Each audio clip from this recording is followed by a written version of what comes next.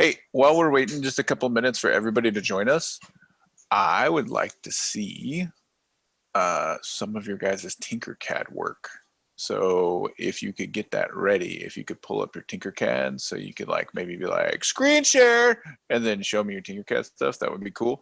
You don't have to screen share yet. I'm just giving you the heads up. Hey, you might want to open up a browser, might want to log into your Tinkercad, might want to hurriedly throw some kind of sphere onto something so that you can be like, I made a circle thing if you forgot to do your work, you know, wink, wink, wink, wink, wink, wink, wink, wink. So I'm letting you guys know this is your heads up. We'll wait a couple of minutes, see if anybody's going to join us real quick. Anybody else, and then I would love to see what you guys have. So so you might want to work on pulling that up in the background. Hey, and then just for the UB admins that are in here, did you guys happen to get a t-shirt request for a Frodo Baggins? Did you get a?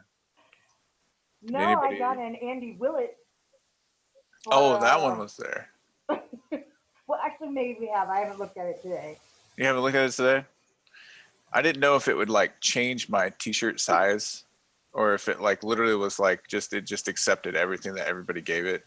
So I was gonna go through accepting it, although I mean, I was gonna go through and make one for like Gandalf and like just random stuff and put them all in there. And then I figured that I was like afraid that it might be an automated system. So then you'd end up ordering like an extra 20 shirts by accident or something like that. So,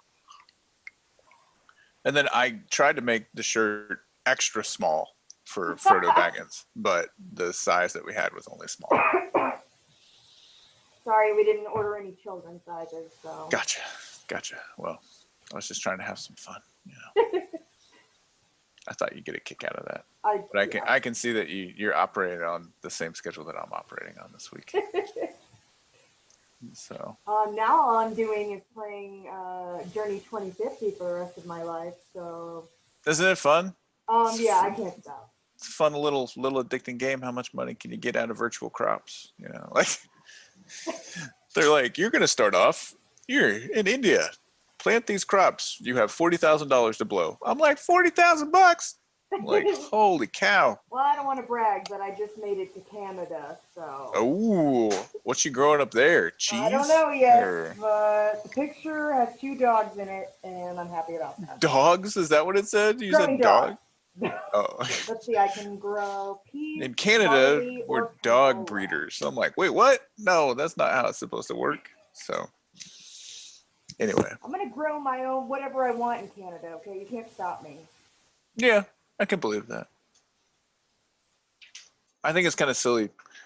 I think it's finally hit me that the fact that I'm the only one that eats insanely hot peppers in my family, but I've dedicated 98% of my garden to hot peppers is probably not the greatest. I could have been growing some other stuff probably that would benefit our family instead of just insanely hot peppers. So, and then if anybody, when you get your Tinkercad stuff up, is everybody here now? We got everybody? 1, 2, 3, 4, 5, 6. I think maybe we're missing what? 2, 3. Just 1. Elizabeth and Sailor and Emily and Eve and Devin and Caleb. What you got on your Tinkercad? What you got? Can you share your Tinkercad screen with us that we can see? Who wants to go first? Do I get a pick? Do I get a pick who goes first? Let's not do that. Has anybody got anything that they'd like to show? Throw it up in the chat if you got something that you want to show. Emily, was that a head nod? Yes.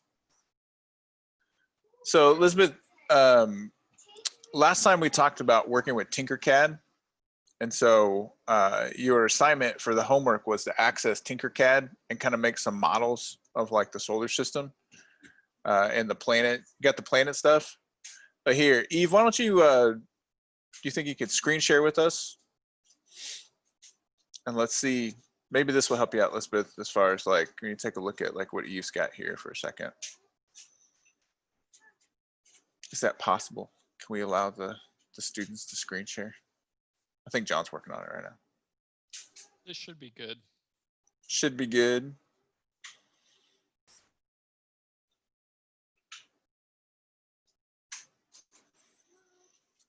Oh, cool.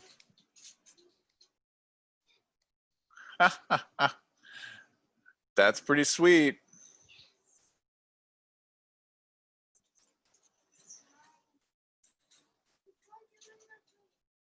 Nice. Hey, can you hit tinker this on one of those real quick? So you can. So Elizabeth, when you're in Tinkercad, and this is going to be, you should be able to have like an area for you to work with.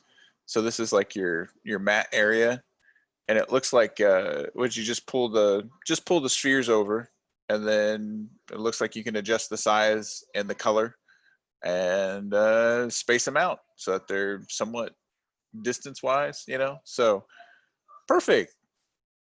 Thank you so much, Eve. That looks great. Does anybody else want to share? Anybody else? Let me look at the chat. Anybody else got anything? Did Eve just like blow you guys out of the water with like how cool her stuff was? And everybody's just like, I don't want to go after that. Like, no. No. Last chance. Last chance. An Earth and Moon? That's cool. You want to show us? I'd be cool. I'd be down with that. I just want to see what you guys have been doing. All right. Well, why don't we have Emily? You could show us your Earth and Moon, and then Caleb can show us the one that he did for the planets, and then we can check it out real quick. That would be awesome. And then it gives you all experience when it comes to screen sharing and stuff like that.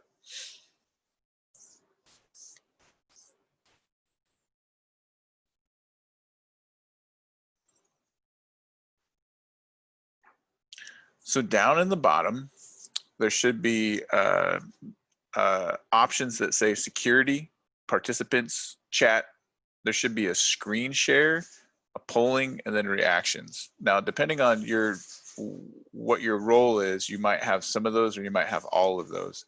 But there should be a button in the bottom of your Zoom window that basically has the ability, kind of like where you'd find like the mute and the stop video. There should be one that says share screen, and then there should have one that's like leave over on the other side. And if you bring up share screen, it should give you basically different options of what you're seeing. Perfect. Oh, that's cool, Emily. Look at that. Like you even added some like, you know, continents and stuff like that. That's really cool. And then the moon looks like a golf ball. I like that. All right. Good job. What you got, Caleb? Hey, Veronica, I think you just joined us here. What we're doing right now is everybody is just kind of, for those that want to share what they've been doing in Tinkercad, kind of giving us like an idea of what you've been messing around with. So if you've got something to share, you can share. If not, you can continue to work on that. But I think Caleb's getting ready to share here. I like the color tone. Like they're not pretty, but they look pretty, right? Like I like the color. That looks really cool. That's awesome, guys. Good job. Hey, I'm so happy that you all are starting to kind of use Tinkercad a little bit. You know, dipping your toes into the Tinkercad workup, and then hopefully it wasn't too traumatic getting on there and kind of adjusting things and doing stuff like that. You know, if you're struggling with the Tinkercad stuff too, there's a whole bunch. And let me just pull this up here. I'll show you. Let me go here. Let me pull this up for you. I'll screen share here in just a second.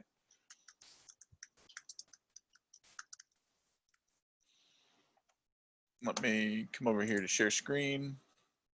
I'm going to share my screen with you guys now.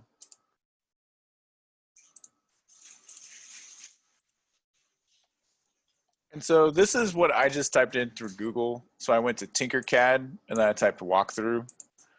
And if you click on videos, they got a whole bunch of stuff. I mean, here's one Tinkercad tutorial, full guide, tips and tricks. You know, 5 easy steps for beginners. lots of people have posted tons of stuff online about this. So if you're struggling with Tinkercad right now, feel free to Google it. I had a student in one of my other classes that had a question about color, like how to change the colors and stuff. It took, just a couple minutes, just threw that in there, how to change color Tinkercad in Google, and it, boom, pulled up a video that you could watch, a demo walkthrough that talked about some of the aspects. And then also some of the aspects too about like when you actually combine them together, it applies the color overall. And so, there's lots of little things that are kind of, important for what you're trying to do. So if you need help for Tinkercad, they should have a help function within the actual program itself. But then also don't forget, Google's your friend on this one. Tinkercad walkthrough, and it should pull up a lot of that stuff. And then for those that, if you go to tinkercad.com, you're basically going to be, this is the website again, if you guys needed help with that. I'm going to copy this. I'll throw this in the group chat for you.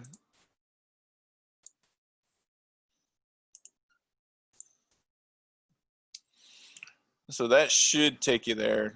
I think if you click on it, even though it says dashboard, it will take you to your dashboard if you're logged in. But if you're not logged in, then it should basically ask you to do that. And then you've got all your designs for the stuff that you're working on and what you're making. I actually made a wedge for my Ring doorbell this last weekend. So that way, printed that sucker out, and it's actually mounted. It's up. It's helpful right now. So use Tinkercad for all kinds of things. Now, if you remember, one of the goals that we were trying to do is we were trying to make a disk or like a shape like this in Tinkercad that then you could basically share with me, and then I could print it off on the on my 3D printer for that. Getting different colors. Let me list out the colors that I have for you guys. So let me just pull up. Let me pull up just like a notes thing. Actually, let's not do that. Let's go to let me go over here.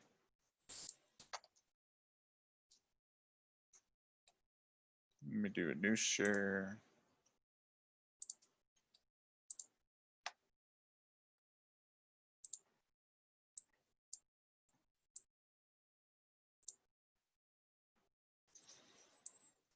So colors that I have, let me,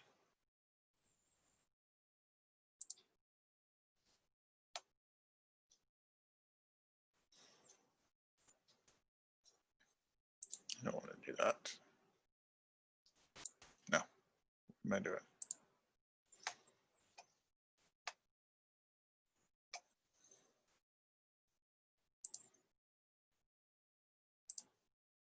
Colors of filament that I have.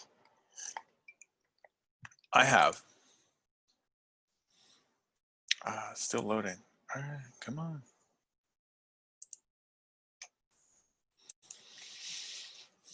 I have black.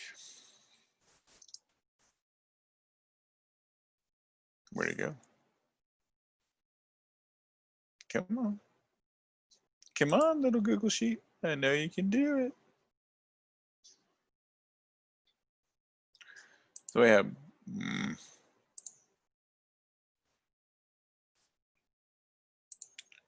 we have black. We have like a it's like a golden yellow. I have a black. I have like a golden yellow. And let me see if I can't.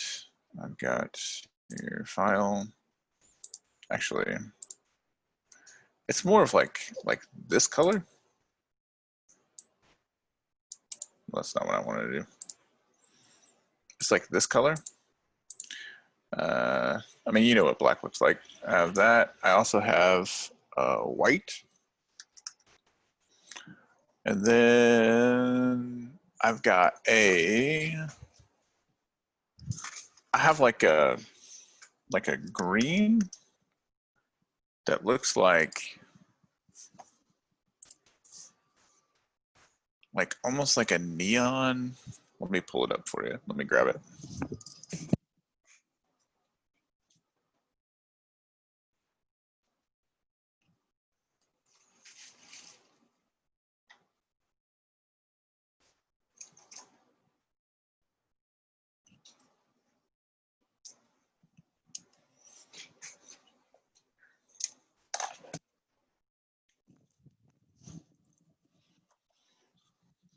So here's my white. So I got the white filament. I've got this green. So you can kind of see that. Let me adjust the light here. Like this, that color green. And then I also have something new.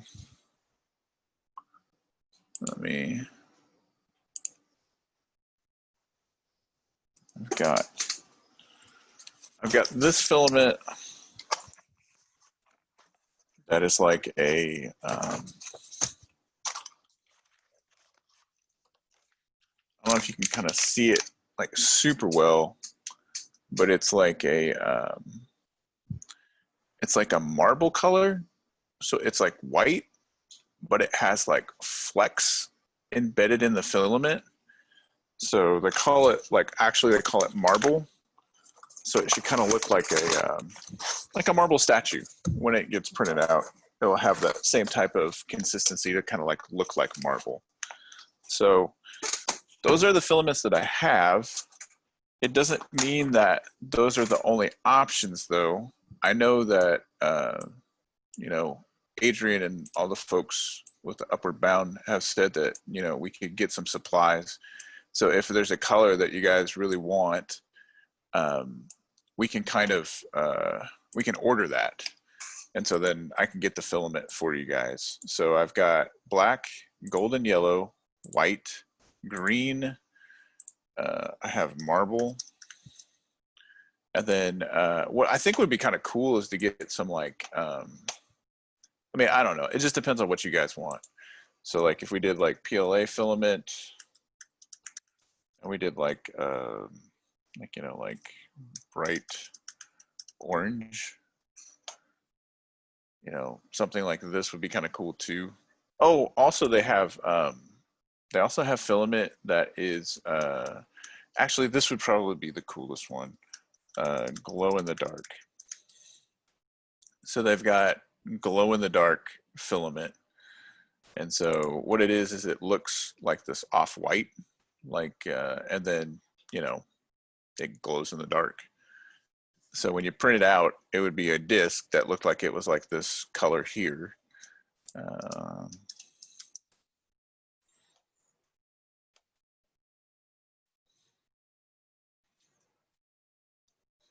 Yeah.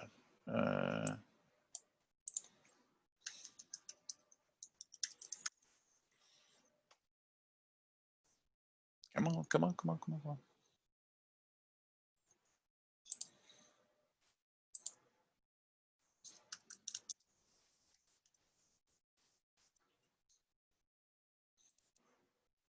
Double check, make sure that I'm connected to the right internet. Yep, all right.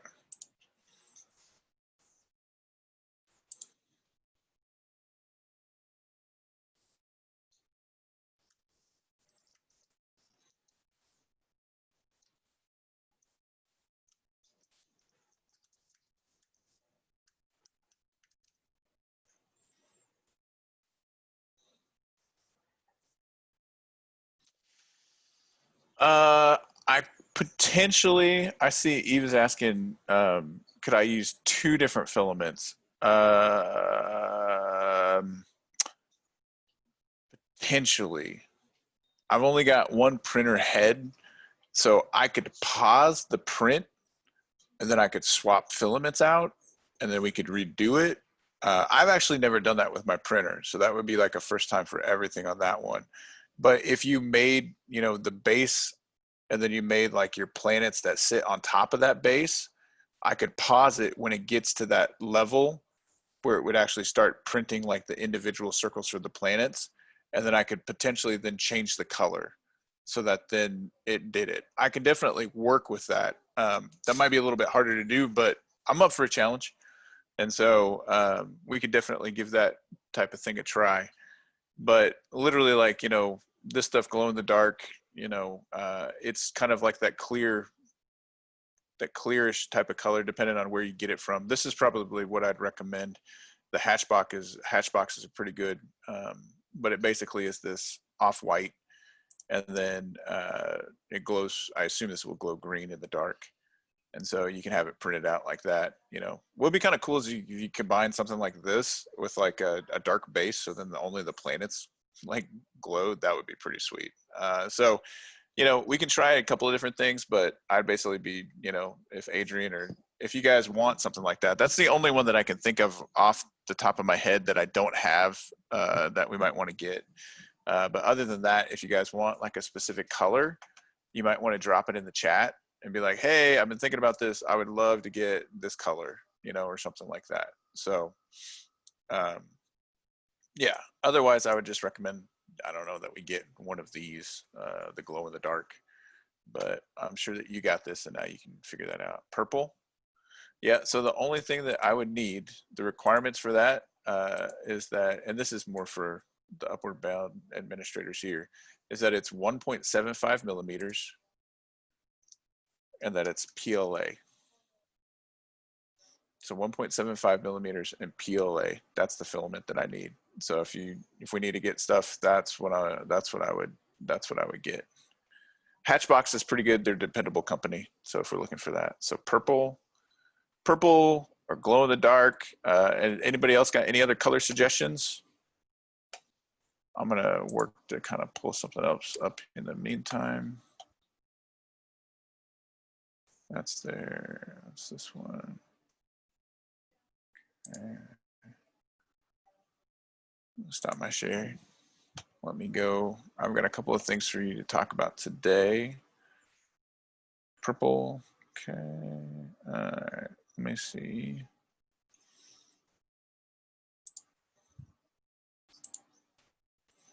So now that that's kind of like where we are when it comes to that stuff, let me pull up what we're going to be working with today, guys. Is I've got a virtual lab for you guys to do, so it's a little bit more structured. And let me pull up the sheet. So for us today, let me go ahead and share this. If you guys think of any new colors, drop them in the chat, but I would recommend that we probably just go with the glow in the dark, and then what else that I have, but we got purple. Let me pull up. This is what we're gonna be working with today. So we have a virtual lab over, let me close this down over here. We have a virtual lab over title changes. And so when you access this document, I've already signed it for your guys' class. When you come here and you click on the virtual lab, I'm going to open a new window. And then let me share that one with you. Actually, I'm not going to share the sound because I don't want to scare anybody. This is what we're going to be working with today. And so what you guys are going to be exploring is some tides. So we focused a little bit on the planets, right, and the size of the solar system, and we kind of looked at like the Earth system and the moon. And so what we're going to be doing is now we're going to dive in a little bit, and what we're going to do is we're going to be exploring a natural phenomenon that occurs on the planet that is the result of the position of the sun and the position of the moon. And so we're going to be exploring tides. And so I've got this virtual lab set up for you here. And basically you can select, like this one is called Pete's Pier. And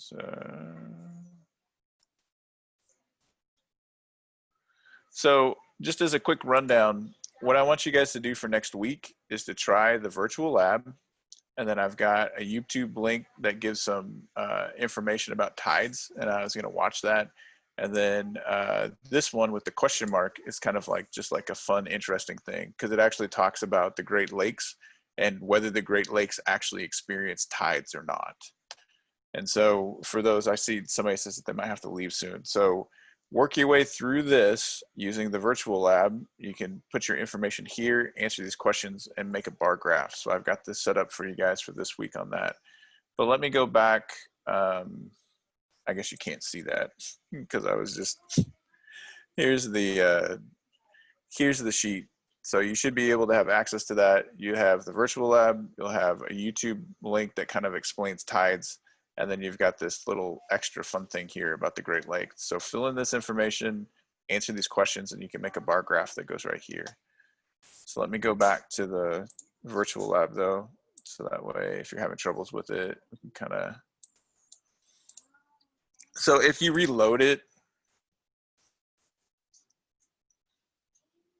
you can get a different one. So this is like the Seaside Wharf, right? So I like this one. This is more piratey, I guess. And so then what we're going to be doing is if you read through it, it will give you directions on what to do.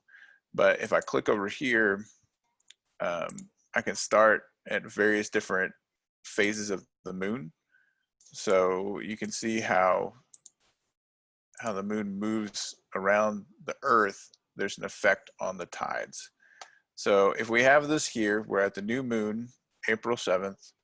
If we come over here, I can click on this.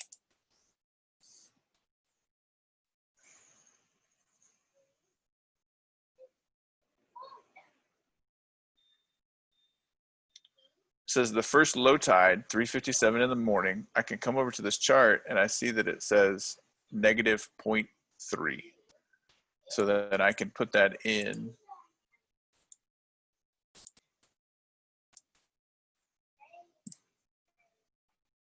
All right, and then I can hit again, and it will go through the process.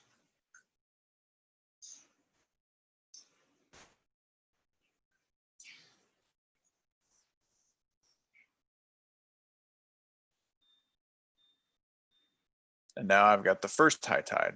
I can look on this, and I can input that information.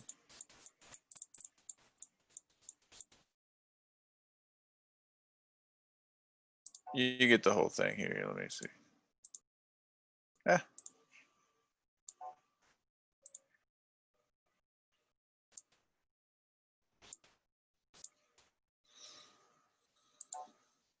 Well, why did they give me funky?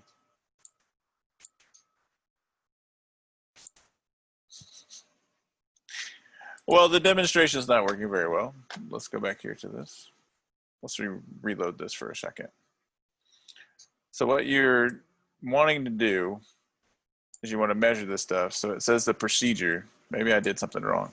Select a phase of the moon by clicking one of the 4 circles around the Earth. Well, let's start here. It says examine the calendar to find out when the selected phase of the moon occurs. All right.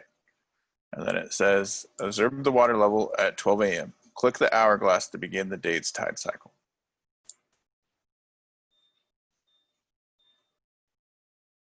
So this one is, now this box is highlighted, and I should be able to input my information here. It says read the measurement, record it by clicking the up or down. It says click the hourglass again and collect data for the next 6 hours of the tide cycle.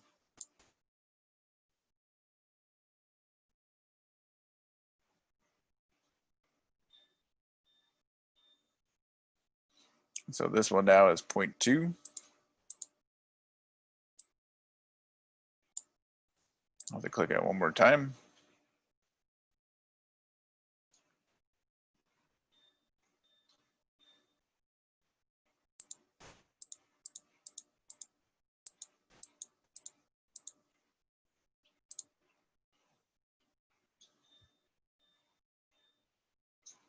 Gives me my last one here.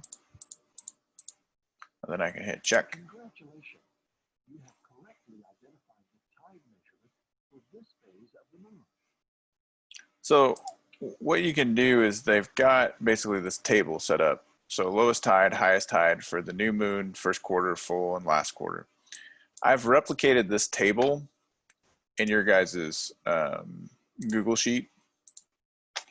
So that way you can put that information there. So that way you can use it for your graph. So I've got lowest tide, highest tide for the new moon, first quarter, all this fun stuff.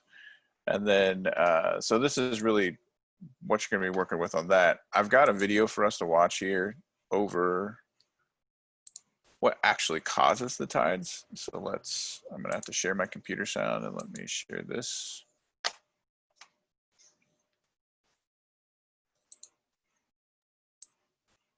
And watch this. Of the movements of the ocean, we're going to be talking about tides. Now, tides are basically very extremely long period waves. They even get a special name. They're called transtidal waves. Go back to types of waves videos and you will see what we're talking about.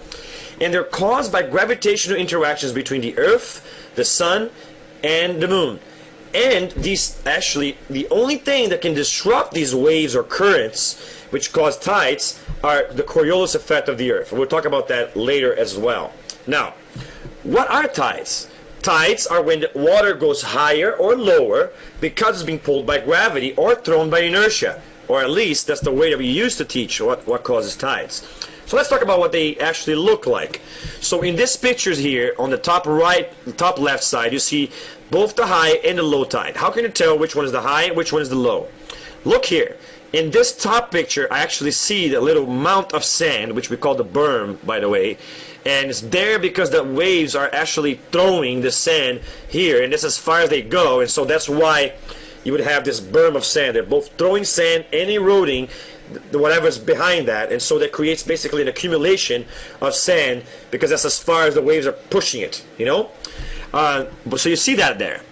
And then on this video here, on this picture on the bottom, you don't see the berm because it's going to be to the left of this picture here.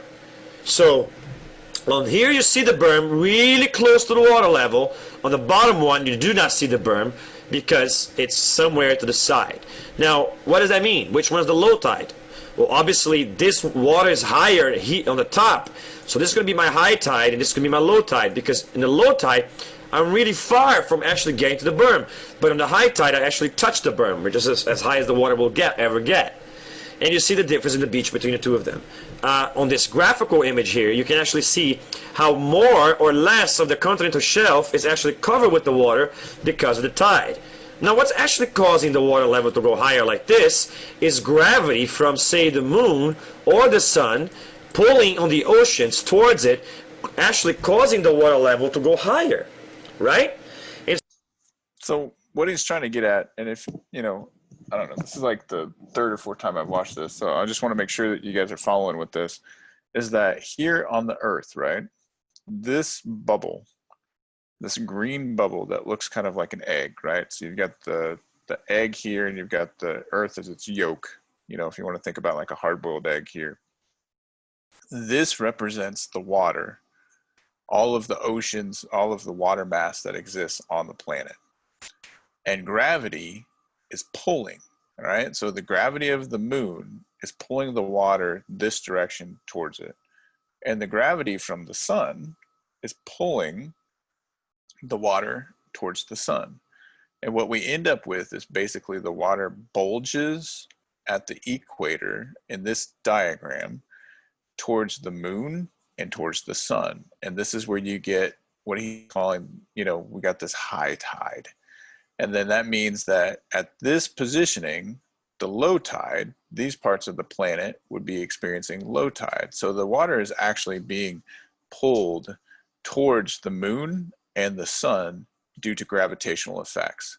And that gives us the tides, which change throughout the day.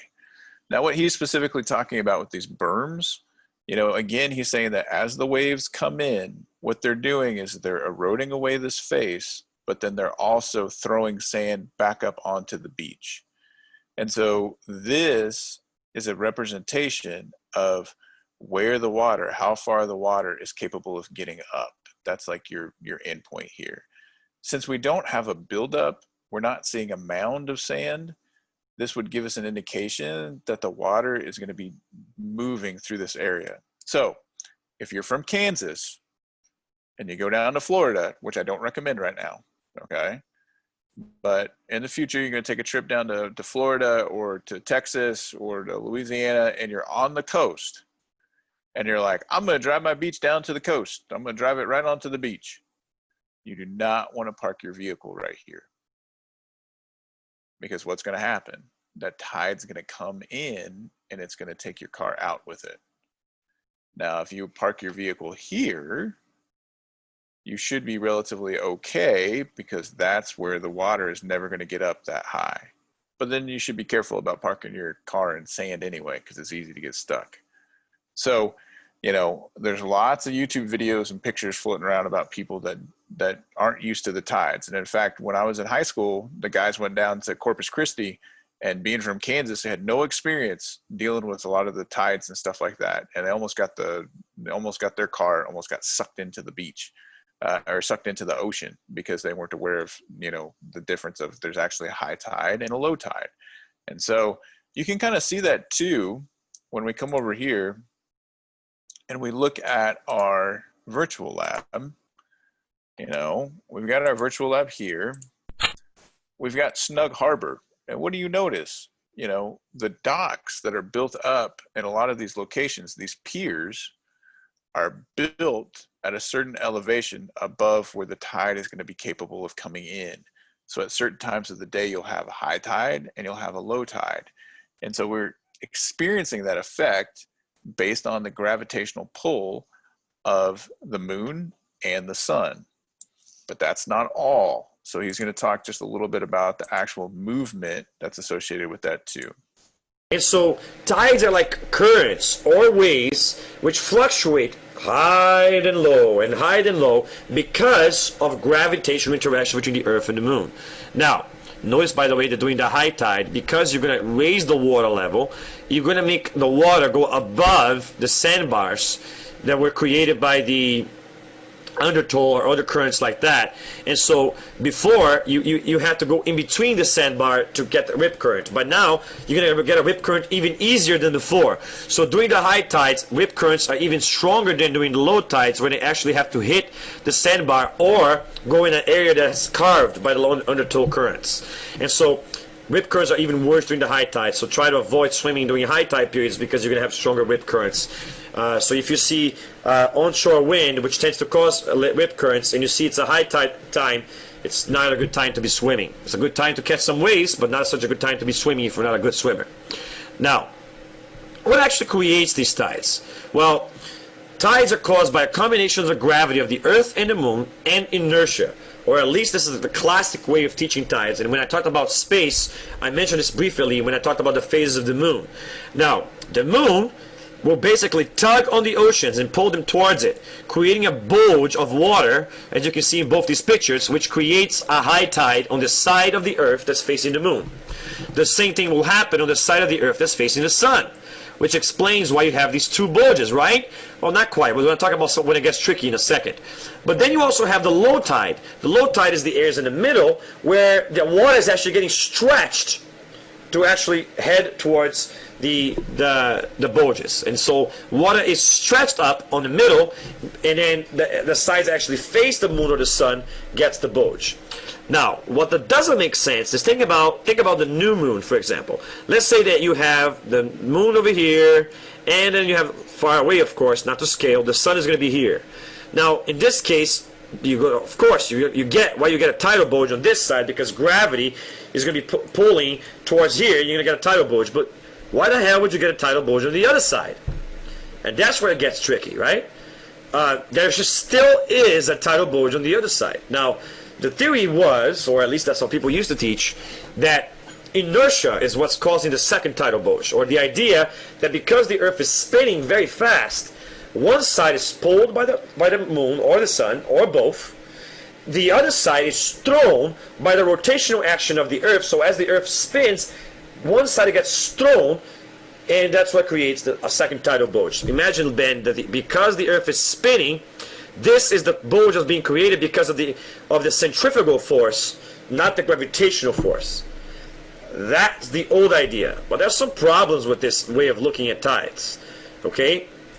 And we're going to talk about that after we talk about tidal variations. And then I'm going to provide you a solution for this problem, all right? For the problems in which I'm going to raise. Okay, let's first of all we're not going to focus get to that on today. what actually means to be in a high tide or low tide and how that changes throughout the days. Now, there are actually supposed to be 2 high tides and 2 low tides normally per day. Why does that make any sense? So, let's say, for example, that the top of my hat, and you are the moon right now, and you're looking at my hat in the video. Now, the side that's looking at you is going to experience a high tide because the water is being pulled towards you because you're the moon, right? The side behind the hat also experiences a high tide because of inertia, or supposedly. The sides of the side of the hat experience low tide because they're not facing the moon. But the problem is that the Earth is spinning at the same time, so 6 hours later, the front of the hat is now facing away from you, and so is the back of the hat. The sides of the hat is now facing towards you. They experience a high tide. The front and the back are experiencing low tides.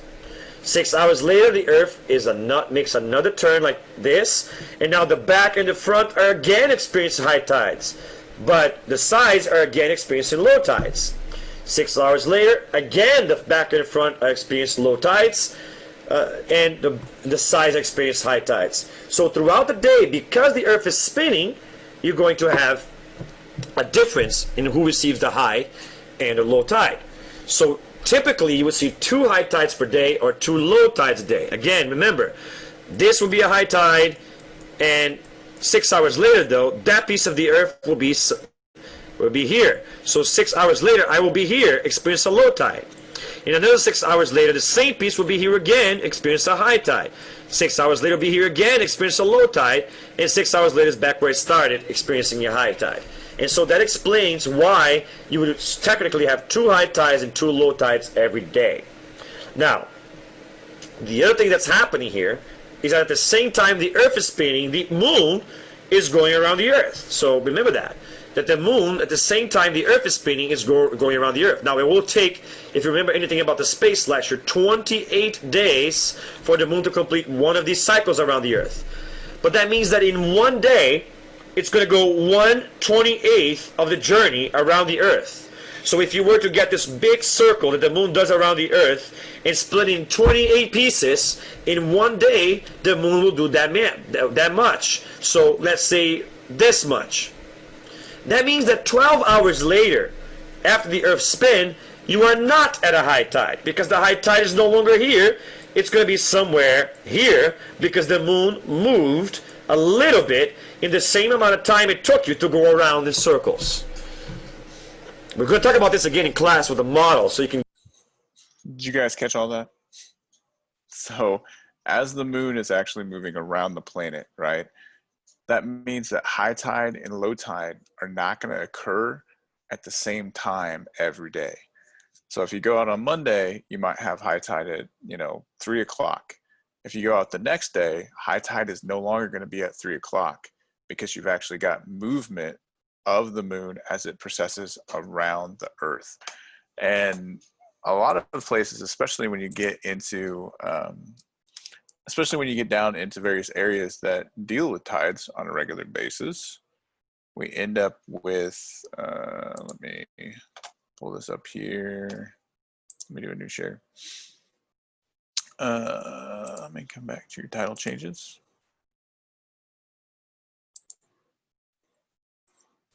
And then let me add a new tab.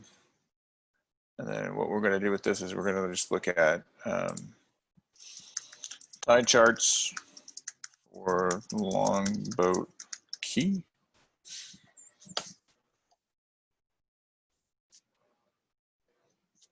And so if you live in an area that deals with tides, what you end up with is you can have basically charts that you'd be checking throughout the day, kind of like your weather.